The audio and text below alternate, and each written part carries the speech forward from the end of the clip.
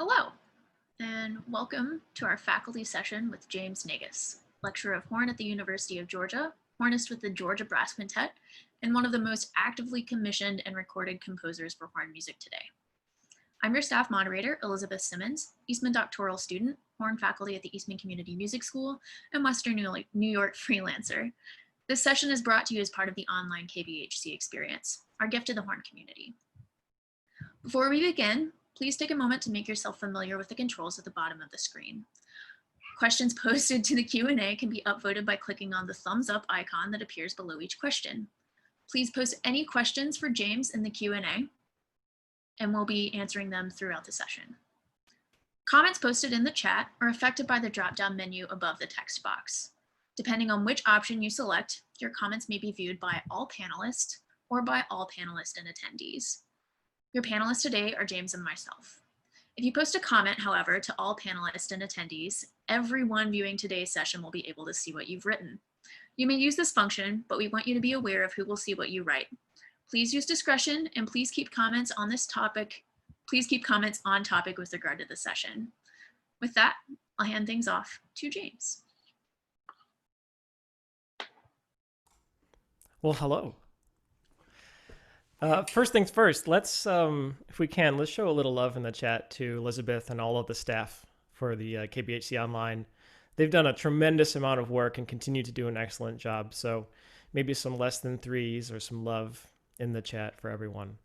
So glad that you're with me here today. I wish I could see all of you. That's the normal kind of Zoom setting. I get to see everyone's face, but you know, it means a lot to me to know that we're here together digitally nonetheless. So my session today is entitled Modes and Things. And so I thought I'd start by kind of explaining what that really is. I was trying to think of what to talk about during this open studio. Those that came to my open studio last year would attest to the fact that we talked about just a ton of different stuff. And really kind of the topic went where the conversation went and vice versa. And there's so many interesting things to talk about. So I was trying to think of some things. First thing that came up was pedagogy, since I love teaching and there's a lot of us who are teachers here. And the more we think about pedagogy, the better we become as horn players. And I was also thinking about composition as something that I really love to do. So I'm sure there'd be questions on that. I was also thinking about improvisation. Something that Jeff Agrell did a little bit in his session, and we did so much when I studied with him. And then technology. I mean, these are all interests of mine, and they're all things that I think really help make us become more well-rounded musicians. And there was kind of one common theme or one common element that bridged all of these things together. And that was a little bit of music theory, and specifically it was on modes. And again, those that know me and those that have been to my aural harmony sessions before know that I am a big fan of modes, and we'll talk about what that means in a second. Many of you probably, if you've gone through theory curriculums, you have an idea, but others, this may be a new concept, and that's really cool, and that's really exciting. So I hope you all have a nice beverage. I just brewed some Ethiopian coffee here. Just don't spit corrosive things into your horn. I'm going to snake my horn out after I do this, I promise. I wouldn't do otherwise, but so modes, the short answer here is that we have major, we have minor. Those are two scales that we know so much. And those are just two elements. There's other modes, there's other scale types, other ways of organizing the whole and half steps to create really cool sounds. In a way, it's kind of thinking like, you know, major and minor are chocolate and vanilla ice cream. They're both delicious, don't get me wrong. I would gladly take a dish of each of those. But why would we limit ourselves with chocolate and vanilla when there's like chunky monkey and chocolate chip cookie dough out there? You know, for me, or, you know, if you're lactose intolerant, maybe a nice peach frozen yogurt or something. That's the modes for me. So what I thought we could talk about in this session is a couple ways to use modes to just make things more interesting. So specifically, make scales more interesting, make practicing scales more interesting. To improve your ear training, just to work on your aural skills, and to help improvise, to have fun. And then finally, if you're into composing and arranging, it's just a set of tools that you can use. So one thing I'll say is that I could probably talk at you this whole time, but I'd love to make this as interactive as possible. So if there are questions pertaining to the things we talk about, go ahead and put them in the Q&A, and Elizabeth will moderate and pop in, and hopefully we can have a discussion. Once we wrap up with the modal talk, then I hope there'll be some time at the end that we can talk about really whatever else you want to talk about. That's the things of modes and things. So whether that's technology, composition, favorite instant pot recipes, I'm game for anything, pretty much. So, okay. So the modes. I think it's important that we talk about what exactly they are again, and specifically, and what they sound like. So let's do it. So I'm going to share my screen here with our first document. And so these are all of the modes. We'll go by one and kind of either refresh or just talk about them. So again, the major and minor scale, as you'll see, are just two of the modes. And throughout history, there are other modal systems. They may have different names. They may have different half and whole step relationships. But what we commonly refer to as modes are the more modern church modes, where it's a normal octave scale based off of each note, which would be if you kind of step up from C on all of the white keys of the piano, there is a mode based off of that note to the octave higher on all of the white keys, and then the half and whole step relations that fall within that. So the very first one is the major scale. The kind of the fancy word for that is the Ionian Scale. And that's our kind of blank slate in a way. I think we all know that one. Now, we're going to talk about them in regards to how they appear kind of going up the piano, but I put everything in relation to C, because the interesting thing is where we see what scale degrees are altered. And we can think of these in terms of, again, what scale degrees are altered. So in the next one, 3 and 7, or how they relate to the nearest major or minor scale. So again, major scale is fairly straightforward.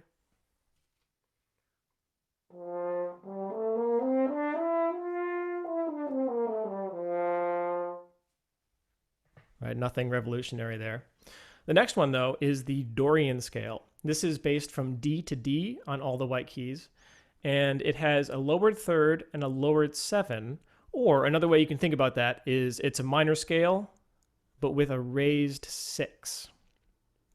And one thing that I'm going to do while I demonstrate these for you is a concept that I stole from Jeff Agrell called the rainbow scale. And this is one of the first ways that you can use modes to help you practice scales, make it more interesting, and also even work on phrasing. Because the goal here is to highlight the wrong note, the different note. So in this case, if this is a minor scale, but normally this is an A flat, but this is an A natural, we're going to play this up and down, and the rainbow scale aspect of it is that we're going to try to make this scale the most beautiful thing we've ever played. So I'm going to play a Dorian scale. I want you to listen for this 6th scale degree, and I'm going to try to phrase into it a little bit.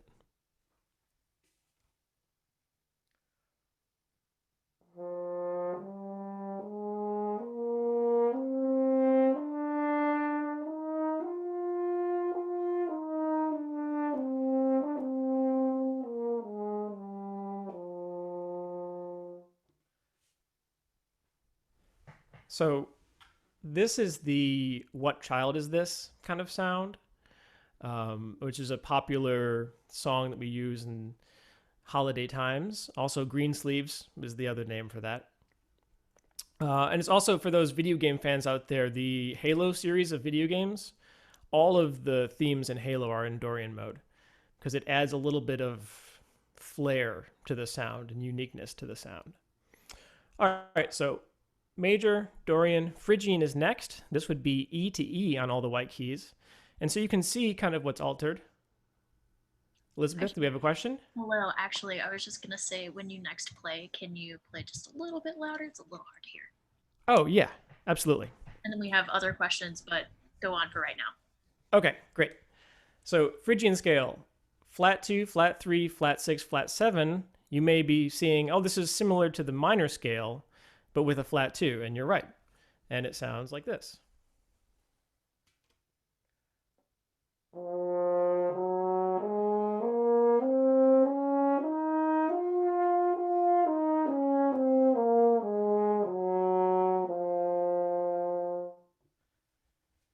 And I really like the Phrygian scale because, from a theory perspective, if you're doing solfege, like if you go to Natalie's class later, this flat 2 is the best solfege syllable. It's a lowered re, which becomes ra, which I believe is also like the sun god. So it's pretty cool. Okay, next on our list is the Lydian scale, which is one of my personal favorites. I like to think of it as more major than major. It has a brighter sound to it. And so it's a raised fourth scale degree. So major scale, but with a raised fourth.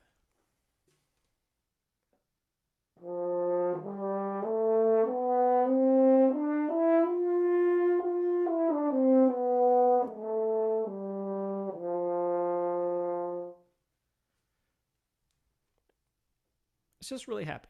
I like it. Mixolydian is next. This is the one that's based off of G to G. Sometimes it's called the dominant mode. And major scale, but with a flat 7. So it kind of has a cool grooviness aspect. And it's called the dominant. Again, I'm going to throw some theory around, but because you can build a dominant 7 chord off of this, the scale degrees within this one.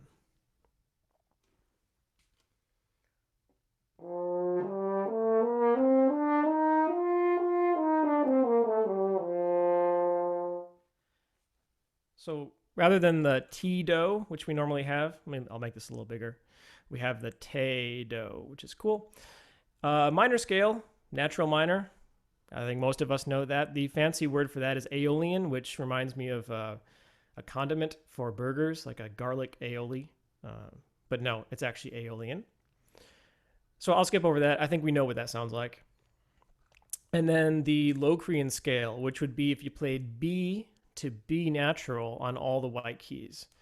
And it gets pretty flat. We have a lot of different stuff here. So flat 2, flat 3, flat 5, 6, and 7.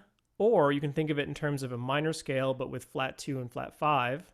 Or you can think of it as a Phrygian scale, but with the addition of flat 5. And don't worry, there won't be a test after this. So the most important thing is just to listen for the sound and see kind of how unique it is. So this is the Phrygian scale sounds a little like this. Sorry, I mean the Locrian scale.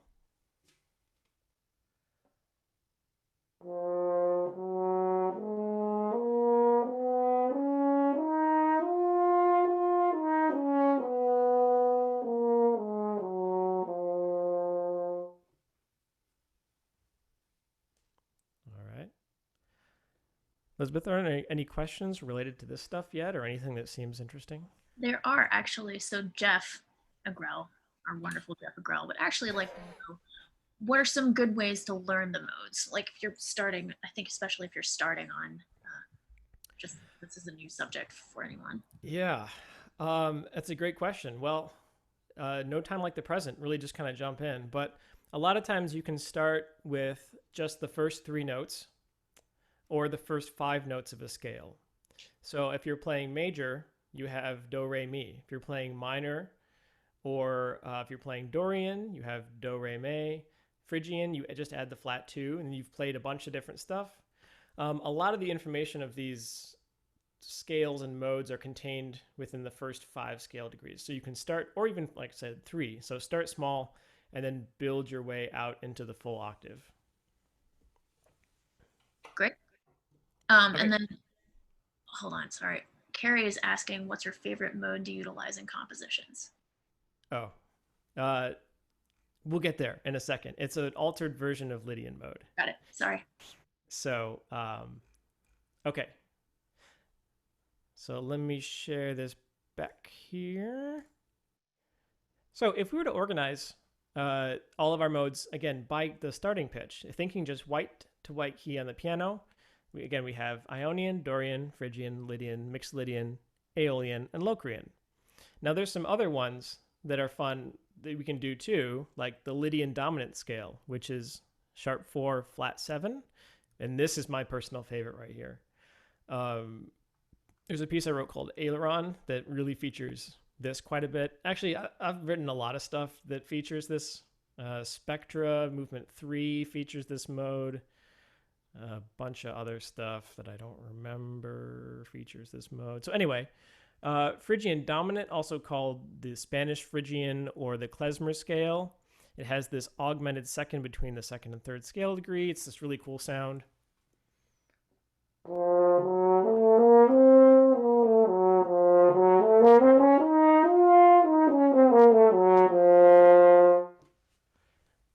And then Super Locrian's gross. Everything is flat.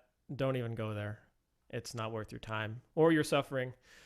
But it exists, and I've always kind of entertained the idea of making a shirt like a Superman, but it just has a big L. I don't know if that'd be for Super Locrian or Super Loser. I think Locrian because I think it's cool, but you can judge. And then, so I won't really get into this. We can get into that later if we feel like it. Let's go back because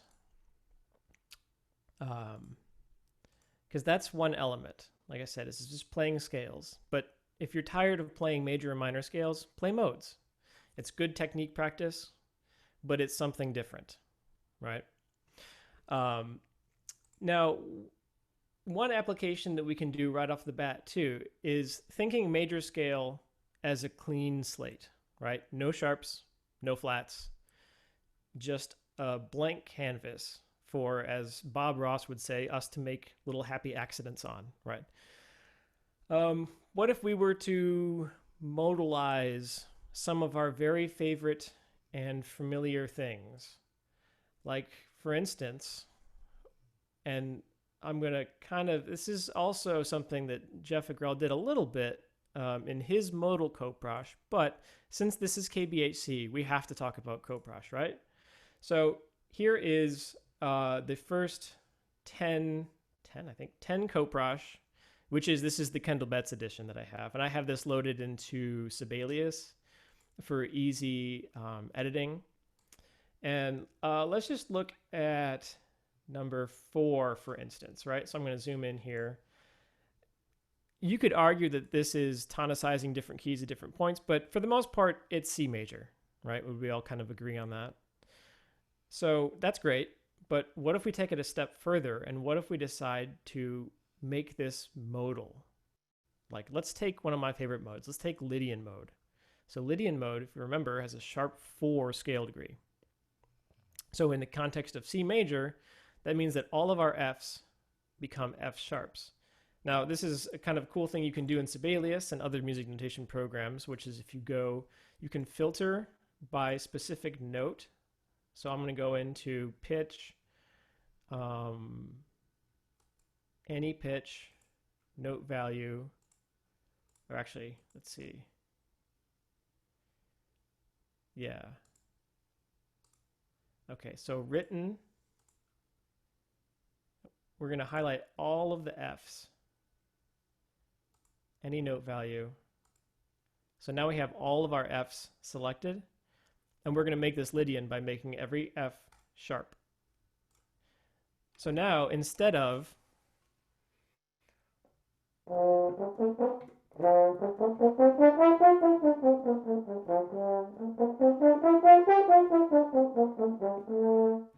we have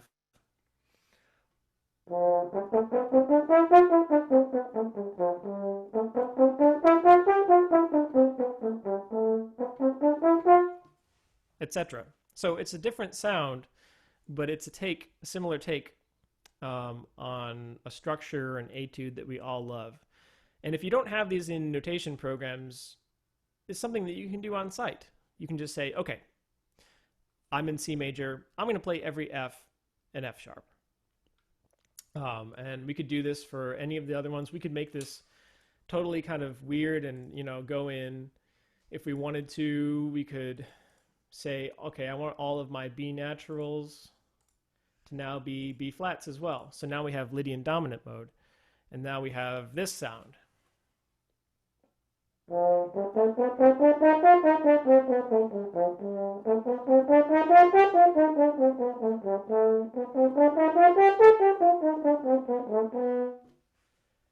Etc. like that. So that's one thing too. Let me know if I'm going too fast or if anything needs clarification, because there's a lot of really cool things that we can talk about. And again, if there are any questions on this stuff, just pop them in the Q&A.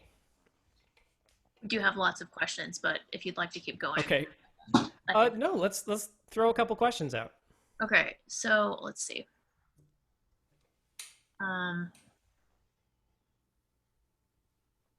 Someone's asking, what does practicing modes help you with, or are they just super fun to play? That's one question. Then we have others. Well, they are super fun to play, but they help with, you can really work on whatever you want to work on. If there's certain articulations you want to play, you could play everything staccato in the same way that you would practice normal scales. It helps with really intonation and intervallic considerations, and that's actually one thing that we're going to talk about in just a second too, which is playing modes with drones. And what it really does is it prepares you for the more advanced kind of oral challenges of more contemporary music, where, if we're playing Mozart, we probably aren't going to get too many chromatic alterations. But the more we get comfortable with playing in different modes early on, especially, if we have students, younger students, the easier that when we see those notes on the page that we can hear those specific intervals and audiate those pitches, and thus our accuracy becomes better. Great. Keep going for right now. We have several other questions that span a beautifully broad range of topics. Okay, that will be perfect. Suited for a little bit later on. So I'm going to duck out. Awesome. Okay. So that's actually a great segue into the second topic, which is improving ear training. And this is something that was actually, this is a shameless plug alert, but it was the product of my dissertation, which is I created an etude book that used all of these different modes, but kept things super accessible so younger students could experience these unique sounds and unique intervals in an area while their technique was still developing. So I just want to show you a little bit of what that looks like. Okay, so the book is called Approaching Atonality because what atonality really is it's a lack of tonic, and that's full chromaticism, really. So it's the steps between the major scale and chromaticism. Those are all the modes. Those are kind of the steps. So I'll zoom in here a little bit. So we start really basic, right? C major. I'll just kind of scan through really quick. C Mixolydian, D minor, D Dorian, all just really technically easy, right? C Lydian, Lydian dominant. We get a little pentatonic, which is cool. And then we go back into the other ones and we just go through a bunch of different stuff. We have some combinations of different modes. So really the goal here is to, and this is something that you can sing through as well, or even transpose. The goal being working on your audiation so that when we see these sounds, we hear them in our head before we play them. We're not always thinking leading tone to do. We're not always thinking 4-5-1. We may be thinking sharp 4-5-1. We may be thinking flat 7-1. These kinds of things. Okay. So real quick, where can we get the book? It's on my website under Etudes, I think. So, thank you. All right. And simple tunes. So this is something that we did. I love this. This is something that in my aural harmony class that we did a lot of playing, because what I tried to do is bridge the gap between what is traditionally known as aural skills, which is a lot of solfege, which is awesome and fantastic and great in terms of, again, hearing the pitch in our head and singing it. Bridging the gap between that and then what we do on the horn. And one of the best ways we can do that is take tunes that we already know and then just mess them up. So this is the one handout that I have that I uploaded. It's a sheet of just simple melodies. And we're just going to kind of mess with them a little bit. And this is something that if you have your horn with you, you're welcome to play along as we play through some of them. Or you're welcome to do this after the fact. But I'm going to share my screen here. We're going to go over. Okay, so simple melodies. This is again in Sibelius. And there's always the question that comes up of why do you use Sibelius, or why should I use, this or that? I use Sibelius because it was the first program that I learned how to use, and I'm just fast with it now. Finale is fantastic. I've heard great things about Dorico as well. MuseScore is a good gateway program. It's free, but it crashes a lot, and it's not always the most user-friendly. But if you don't have the funds to get a program like Sibelius, Finale, or Dorico, it's a great way to get started without any kind of financial, deposit. So anyway, I don't know if I have the rights to these songs. So if there's anything that resembles songs it's purely by coincidence. But there's Mary Had Lambs, there's Row Your Dinghy, there's Your Old, Stupendous Finesse, Set the Demolition Charges. And then I don't know what this tune is. Maybe you know it. Maybe you're audiating it in your head right now. It's ostensibly a nice tune. So anyway, these are all in C major, right? Let's just take, let's take Mary Had Lambs. We're going to play through it normally, right? Just normal C major, nice and happy.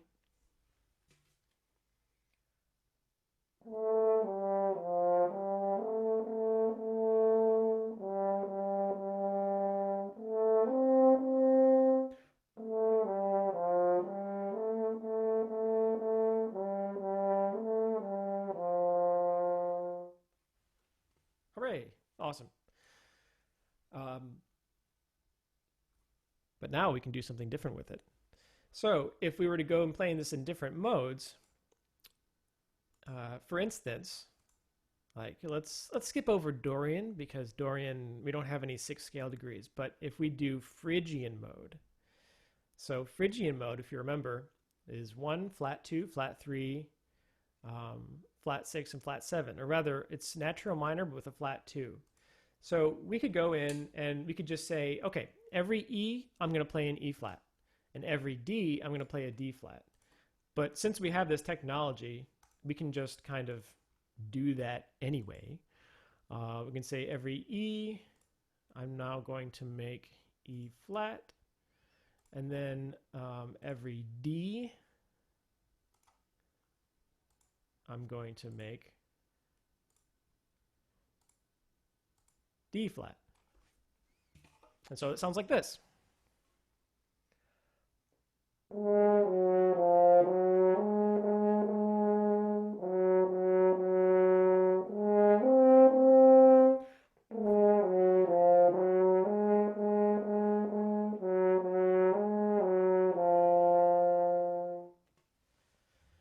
Which I guess Mary lost the lambs or something like that. Mary had Silence of the Lambs, maybe? I don't know. Anyway. Let's do another one. Let's do You're Old, which might be Happy Birthday, but actually then again, they did say that it is in public domain. It was, for a long time, I think it was disputed that it wasn't, but it actually is. So anyway, this is You're Old, which, as we all know, starts on the 5th scale degree. It doesn't start on 1. So when people are making a key and they say, here's your starting pitch, you're like, is that tonic or is that 5? Which I didn't sing the right pitch there, but you get the idea. I sang 4. Bad me. So if let's do You're Old, but let's say that we are going to play it in Lydian mode. because we're happy. We're happy that we're old. We're not getting aged. We're just getting experienced, right? So Lydian mode, every fourth scale degree is going to be raised. So C major, that means fourth scale degree is F. That means, well, it's just going to be these two. So I'm just going to do it by sight, and you're welcome to do it as well. Let's see how Lydian mode makes Happy Birthday sound.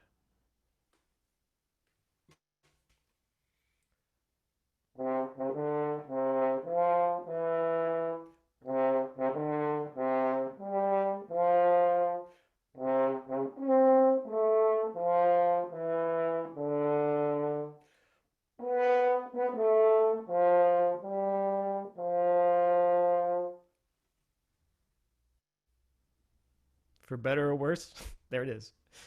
I think it's kind of fun. Okay, let's see. Okay, let's jump to number 6 really quick. So for those, well, let me just play a little bit. Actually, before I do, let's make it weird. Let's do this in Locrian mode. So flat 2, flat 3, flat 5, flat 6, and flat 7. And we're just going to say that I'm going to mark in the flats for the first couple so you have the idea.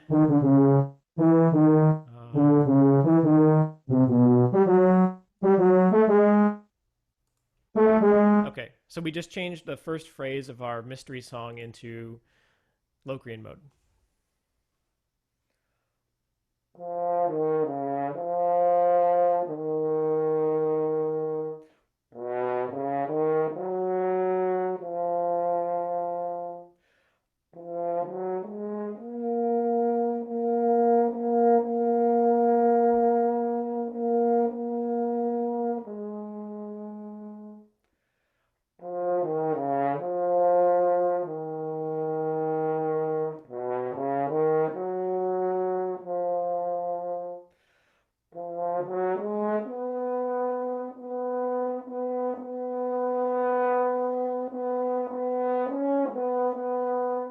And then it doesn't really work so well because we're going from an altered F sharp to a G flat.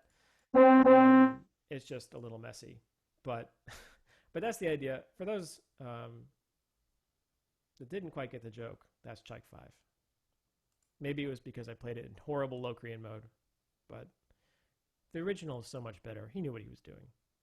But it's still fun to kind of mess with these songs. So you could do these in different keys. I like doing it with C major because I feel, again, it's like a blank canvas.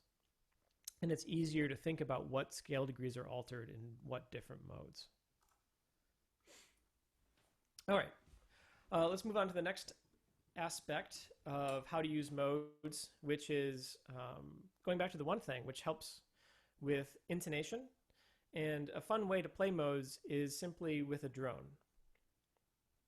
And so I like using, there's a drone on the Total Energy Tuner, which is great.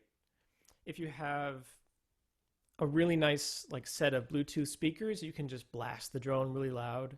And the goal here is to really work on your intonation, especially with the kind of unique intervallic nature of these modes.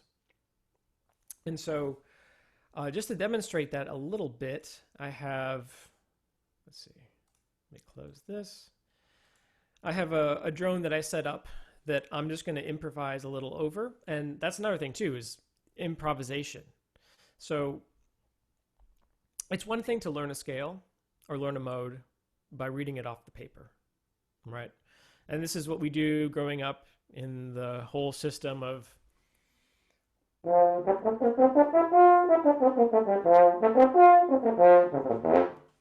the whole all-state thing, which I have feelings on that. But that's neither here nor there. But that's really, if you think about it, it's like learning a foreign language, memorizing sentences, and then saying those sentences back. We're learning how to say sentences, but we're not speaking of the language, right? We're just reciting back things. And maybe over time, we kind of develop the ability to make sentences of our own. But in the meantime, it doesn't really have deep kind of meaning. So instead, what improvisation does, and again, we're talking about modes, this is including major and minor. So this isn't just like the weird stuff. But if we improvise in this set of notes, we're speaking the language.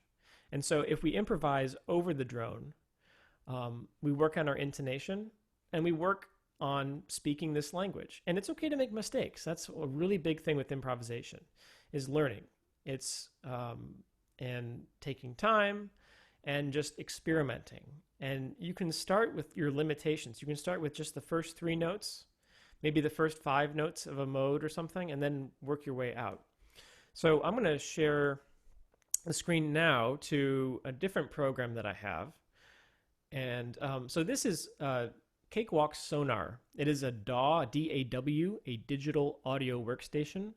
And this is a program that you may be familiar with, programs like Audacity, Reaper, Ableton, Pro Tools, GarageBand. These are all under the same umbrella. And more or less what it is it's audio editing software, and it's software that you can record into more easily than, like, you can't really record into music notation programs. So I have a drone loaded up here, and I am going to record a little bit. Now this may sound not great as I'm recording, but then I'm going to play back and hopefully it'll sound a little bit better for kind of what I'm going for. So just hang on for 1 second. I'm going to put my headphones on and turn the speaker down a little bit so I don't get feedback. And I'll be back with you in 1 second here.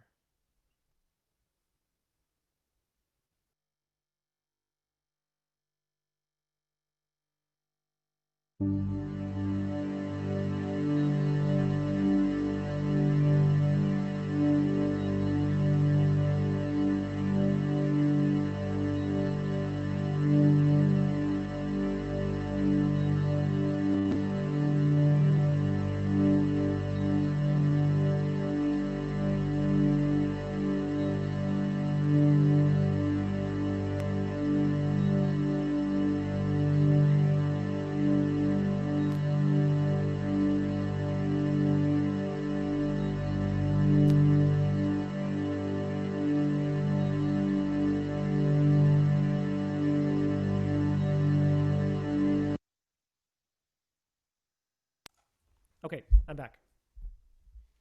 Was there any sound during that, or was it completely silent? I couldn't hear you playing now. Perfect. Good. Okay. Great. So hopefully we can hear it now. So what I did was I had a drone in horn D, and so I decided to do D Dorian, which is, again, minor scale but with a raised 6. And so I have my drone set as an open 5th with an extra octave at the bottom. So it doesn't give us any harmonic information, really. And then I put a little bit of reverb over top. So anyway, hopefully we can now hear what this sounds like.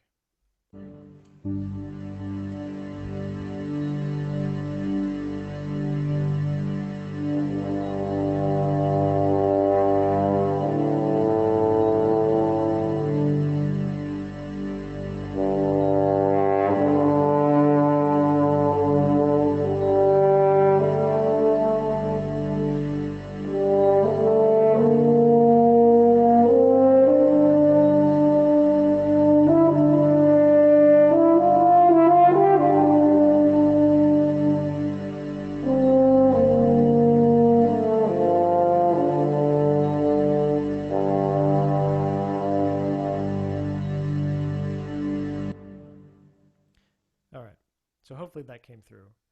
And that is just a simple demonstration of what you could do in real time, in a practice room, in your office. Just put on a drone, play with it, have fun. If you're working on intonation, the kind of first things to lock into would be the root, the tonic pitch, then the 5th, especially in a key like D. We know that, any 1 and 2 combination, fingering, none of them are in tune. So that's really good practice. Our A's and our D's are always going to be problematic notes for us. And just to kind of noodle around and have fun. That's really the goal, is making practice fun. And when we're tired of major and minor, this is where we can go. We can go to modes, and we can double dip with our technique, or triple dip, or keep multiple dipping uh, with however you want to do it. And then this is great to do with a friend too. So instead of having a digital drone, we could have your buddy can practice their pedal tones. They can play a low pedal D, and then you play a melody over top of it, and then you switch. So then you play a pedal note because you want to work on your low range, and then they play a little thing on top, and then you can both play.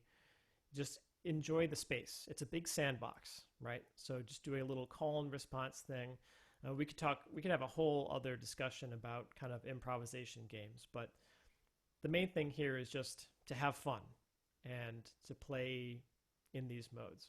And another just using technology thing that I loaded up for fun real quick is using, if you have a program like this, sometimes they have little delay filters that you can then play in live time. So you get a microphone, set of headphones, and then you can do things like this. I'm going to mute my mic so we don't get double feedback, and hopefully we'll get the desired effect here.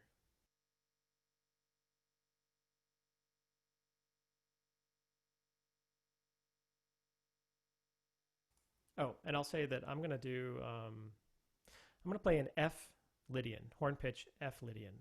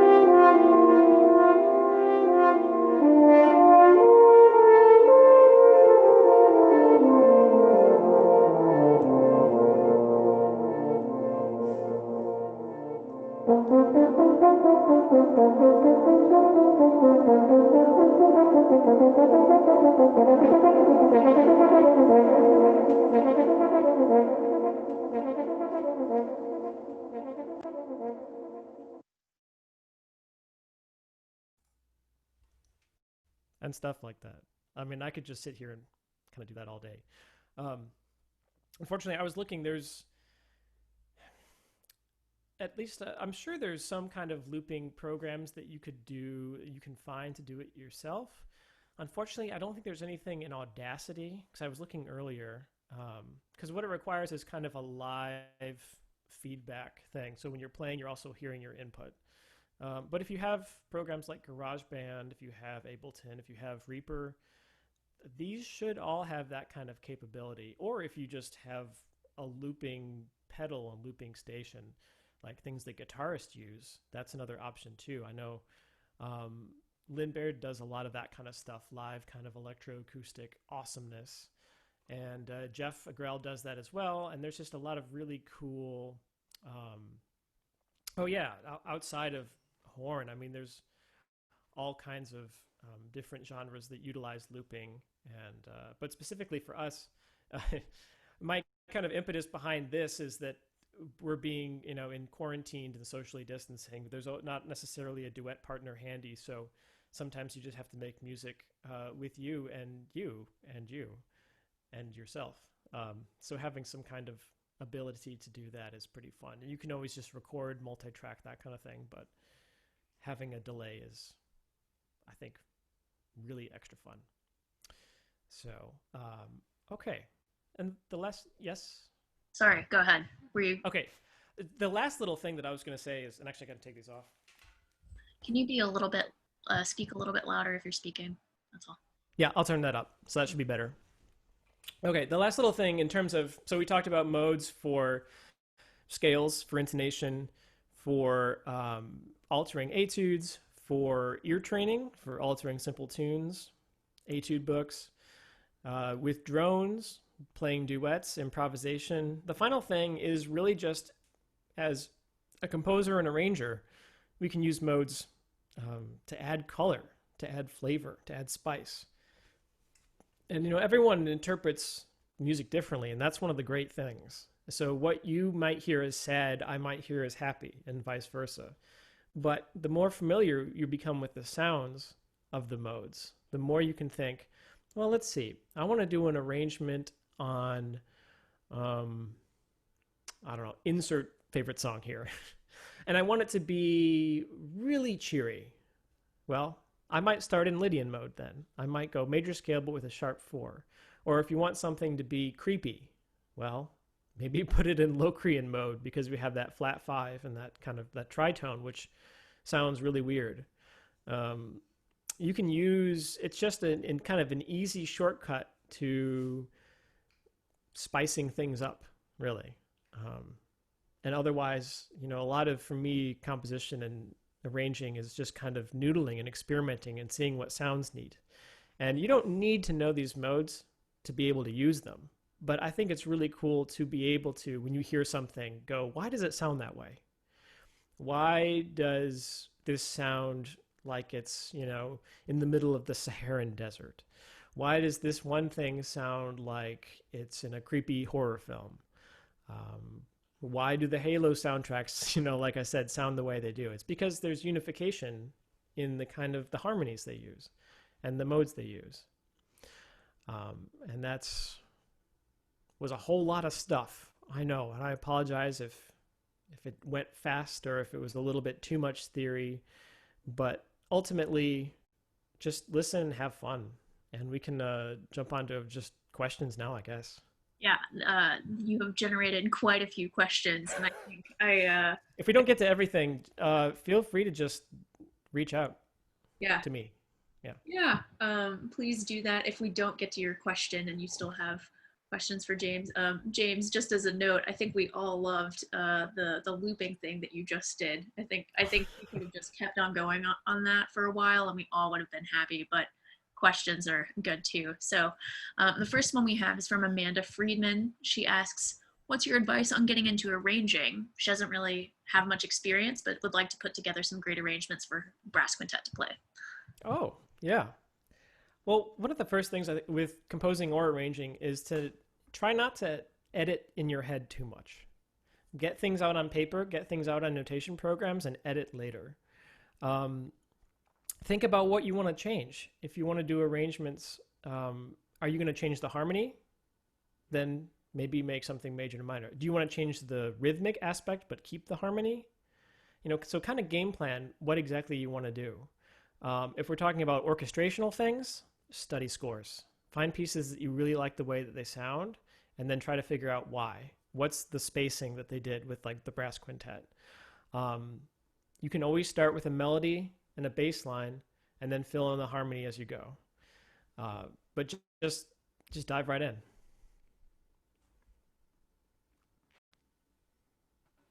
Great. So the next question that we have feels like maybe a big one, but can you explain negative harmony, please? Oh, someone's been watching Jacob Collier, huh?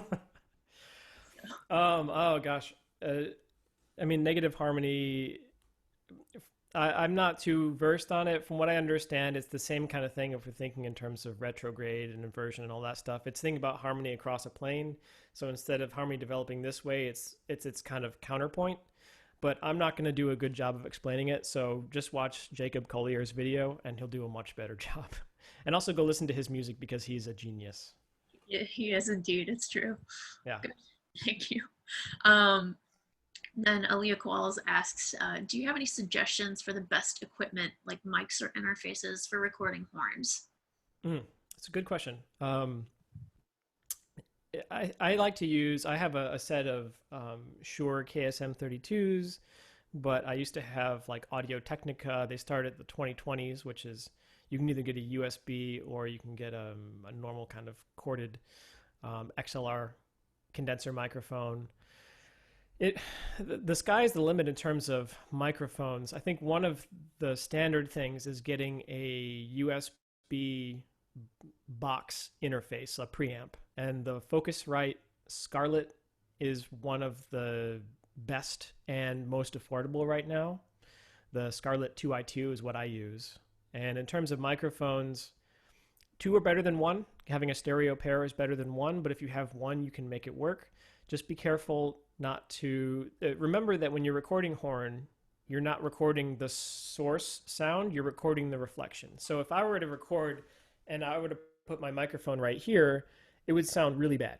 It would sound very front and just nasally.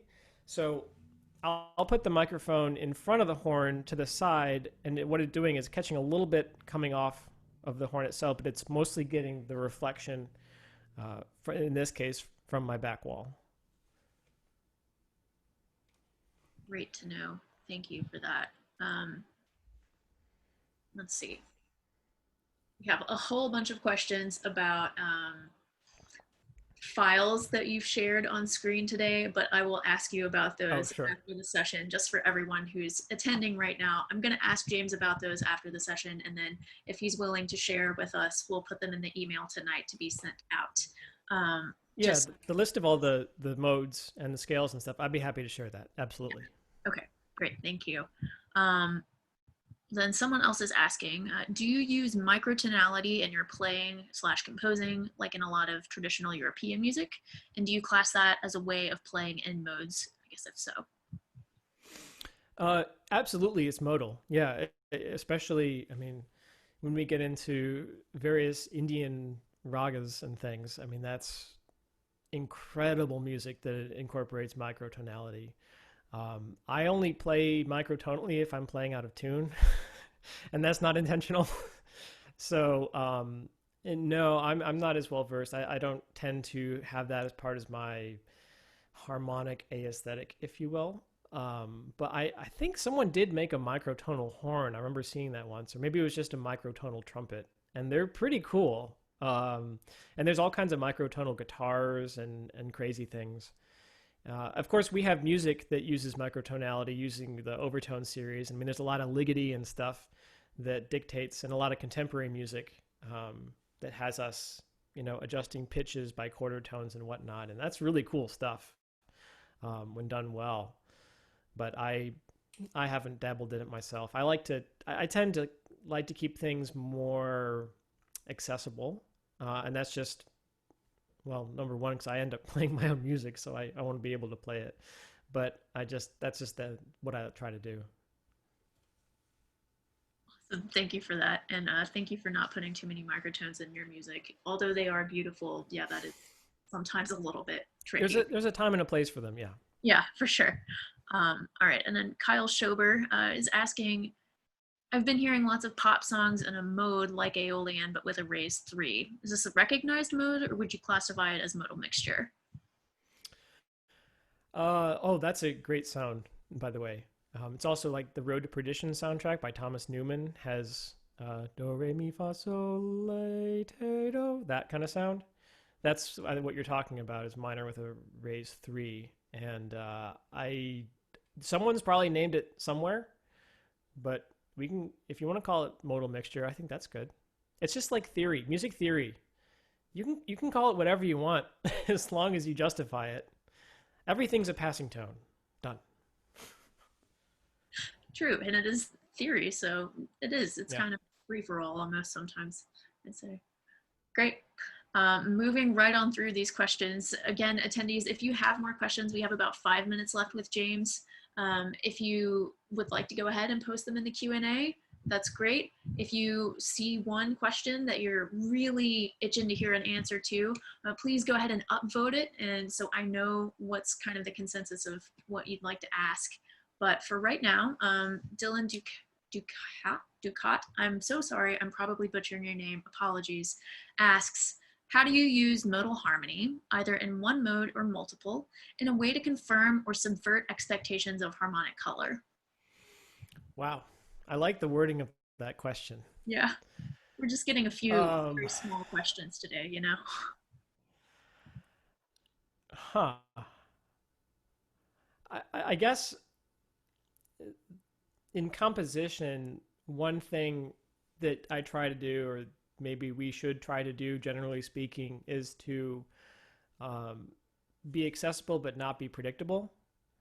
And so, if, for instance, and maybe this is just a matter of mixture, not even modal stuff, but you're going along, and then suddenly, instead of a normal plagal cadence, you have a minor four instead of a major four. Or instead of ending something um, like 1 5 2 1,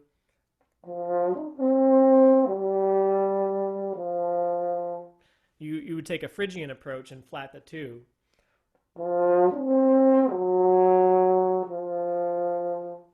So just enough that the listener goes, the listener goes, oh, and then they get back on their phone. But you caught them for a minute. They're like, oh, that's different.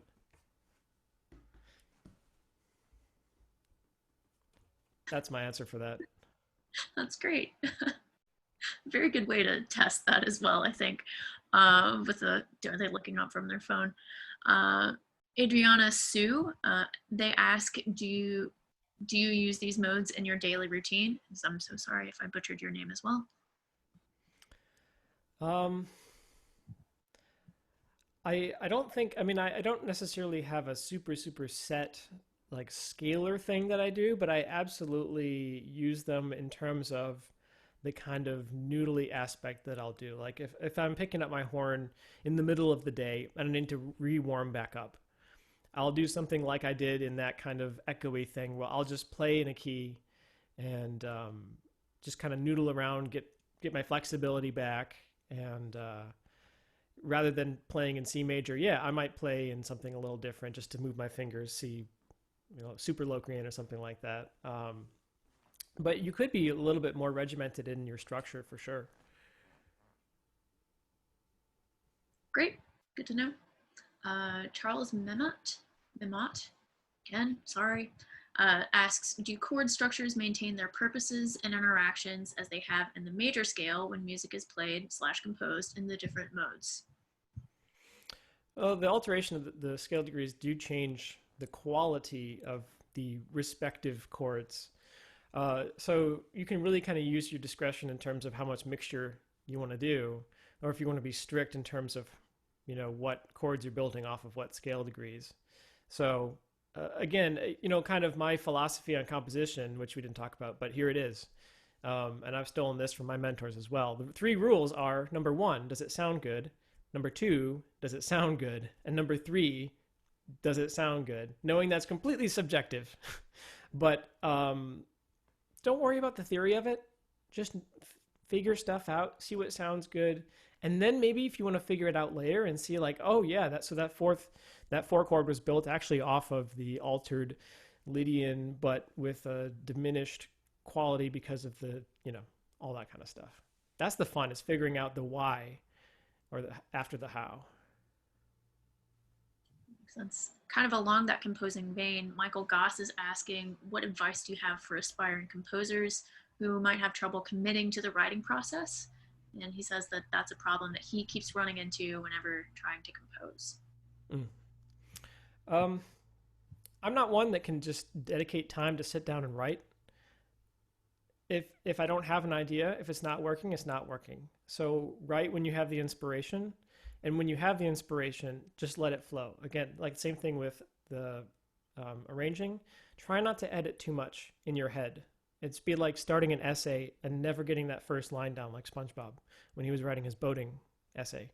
You'll sit there for hours. You just gotta write stuff and edit later, and see what happens there. Don't limit yourself, but also don't force things. Just write music that you want to listen to. Don't worry about writing necessarily the biggest piece in the world. Start with a melody and see where that goes. Great advice to end on there, James. Thank you so much for being part of the online KBHC experience, and thanks for giving us such a wildly colorful session today. To all of Thank our you. attendees, thank you for attending this online session of the online KBHC experience. A rundown of upcoming events for today. At 4 p.m. Eastern, we have Sadie Glass presenting her session entitled Infusing Hand Horn into Your Modern Routine. At 6 p.m., we have a staff chat with Nikki Labonte, Chelsea Nelson, Kyle Schober, and Chris Williams. Goodness, sorry. And if you don't know what a staff chat is, if you've never been to camp before, a staff chat is essentially just where you can ask staff like myself and those aforementioned people questions about our lives, about our careers, how we got into horn, what our career path has looked like, what our experiences at camp were, really anything. And then the very last thing for today at 8:30 p.m., we have an evening session with Aaron Beck of Beck Brassworks and Lawson Instruments and John Goff of Elemental Brass. This session will be on horn making and maintenance and should be really good for everyone who plays the horn to attend, which probably you all do, just because it's always good to know how to take care of your instrument, right? Anyway, in the meantime, you can subscribe to our YouTube channel by searching for Kendall Betts Horn Camp. You can also find us on Facebook using @KB and Instagram using @official_KBHC. We encourage you to post to social media using #KBHC2020. KBHC2020. See you soon.